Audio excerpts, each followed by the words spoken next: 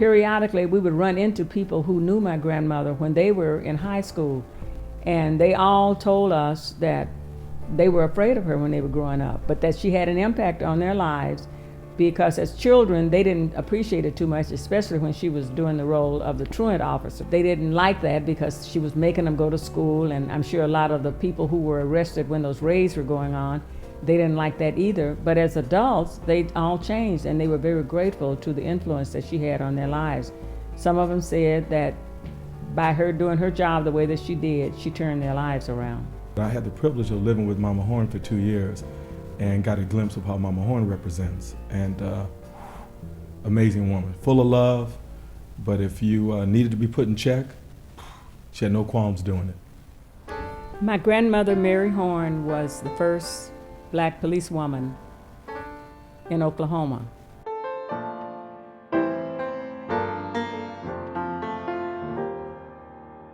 Mary Beulah Marsh was born on November 14, 1897. The Marsh family moved to Tulsa in 1917. Following their arrival, Mary's father opened a modest barbecue restaurant on Tulsa's north side. It's my understanding that they originated from Virginia. I'm not sure of the city, but they moved to Texas. And at some point in their lives, they decided that they would move to Tulsa, Oklahoma.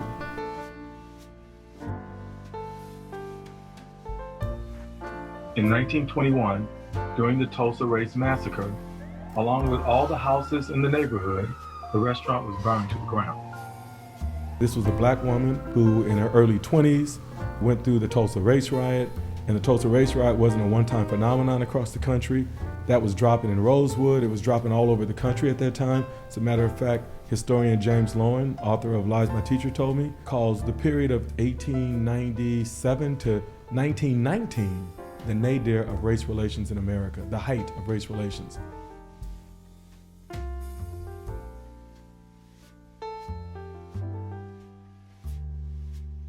When the race riot started, the people involved in the race riot, the white people, went to my grandmother's house, went in the house.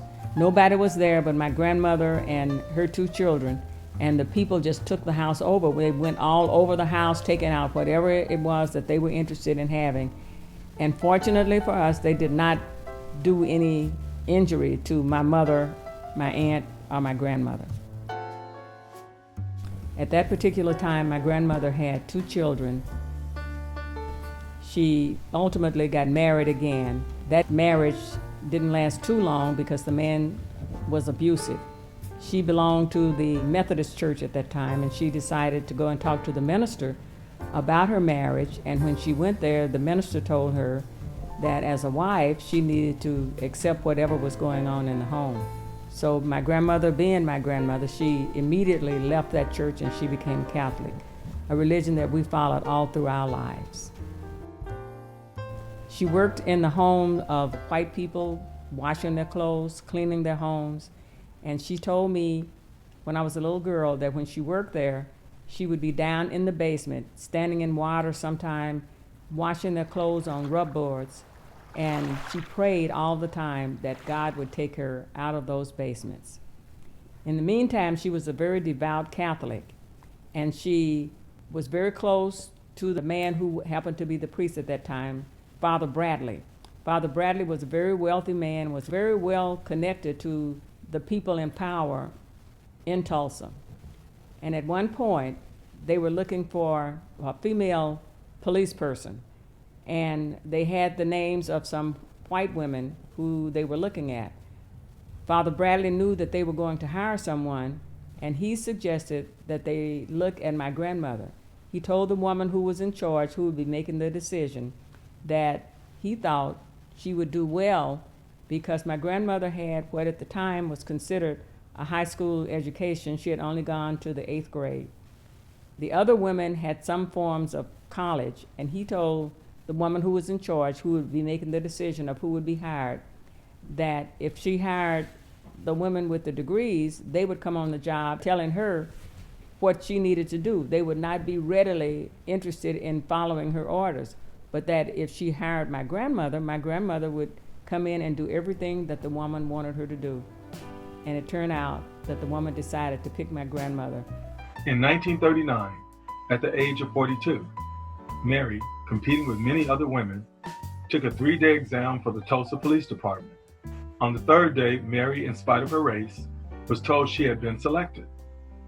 She was sworn in on September 23, 1939, as Tulsa's first African-American female police officer.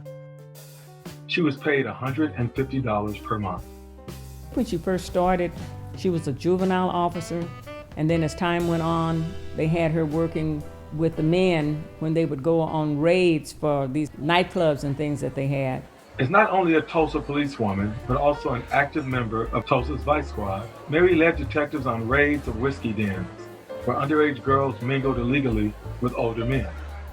She made rounds of taverns, red light districts, alleys, and bawdy houses until the early morning hours. In 1941, Mary and 2 other female officers arrested 53 persons for sex-related offenses.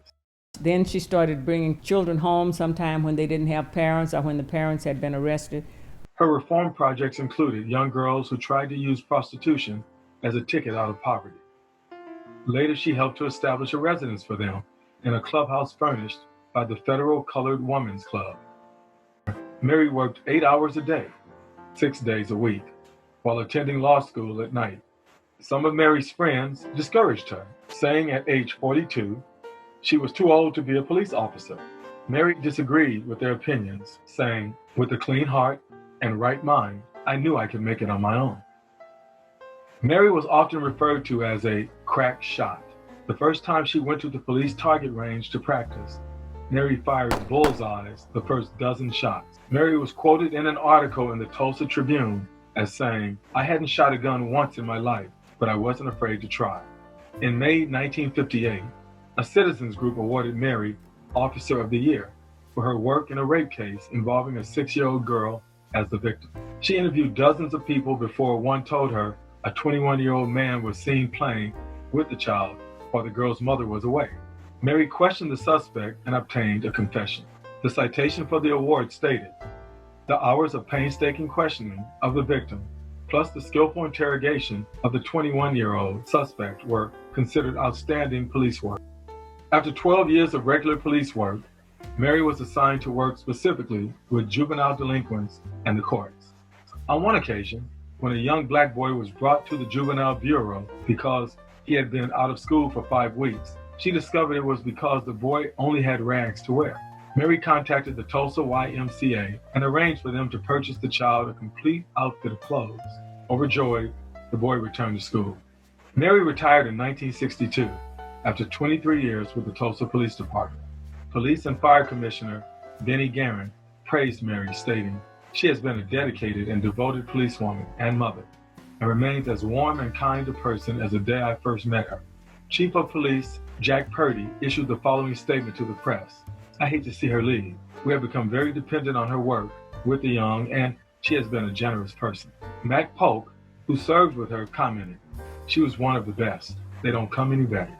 In a news article from 1985, Mary was quoted as saying, "I am still searching for something to do with my life. I don't know why I've lived so long or what else God wants of me. I love everybody, and it doesn't make a difference to me what their race is. I love them all the same."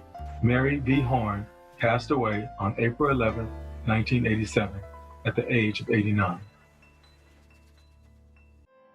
In 2017, Mary Horne was inducted into the Oklahoma Law Enforcement Hall of Fame, and in 2018, she received a Commendation Honor Award from the Oklahoma State Senate. So Mama Horne is, I'm a alpha member of Alpha Phi Alpha. She's our alpha. She's the first. She was the game changer for the family. And fortunately for Tulsa, Oklahoma, she was larger than that, because the role she played within our family, she extrapolated across the community as a matriarch and a leader. But Mama Horne, if you had a pantheon of empowered, trend-setting black women, if we had that, our own Mount Rushmore for that, I can make a strong, compelling argument that Mama Horne would be one of the 4.